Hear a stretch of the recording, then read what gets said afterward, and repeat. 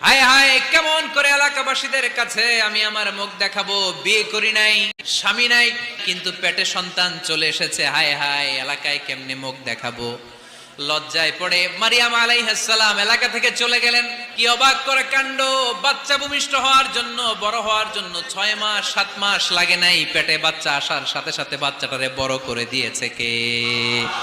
মারিয়াম আলাইহিস সালাম এবার বসে পড়লেন, বুঝতে আরম্ভ করলেন প্রেগন্যান্সির পেইন উঠেছে। হঠাৎ করে পেট থেকে বাচ্চা ভূমিষ্ঠ হয়ে যাওয়ার পরে উনি কাঁপতে আরম্ভ করলেন। ক্ষুধার চোটে খাবার কিছু নাই, সামনে ঝর্ণা, উপরে একটা খেজুর গাছ। সাইয়েদনা ঈসা আলাইহিস সালামকে কোলে নিয়ে মারিয়াম আলাইহিস সালাম মনে মনে ভাবে, হায় রে, কেউ যদি একটু খেজুর পেড়ে দিত, এই ক্ষুধার মুহূর্তে আমি খেজুর খেয়ে পেটের ক্ষুধা নিবারণ করতাম।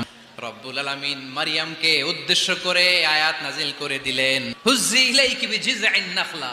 এর মানে হচ্ছে মারিয়াম কেউ পেড়ে দিবে না,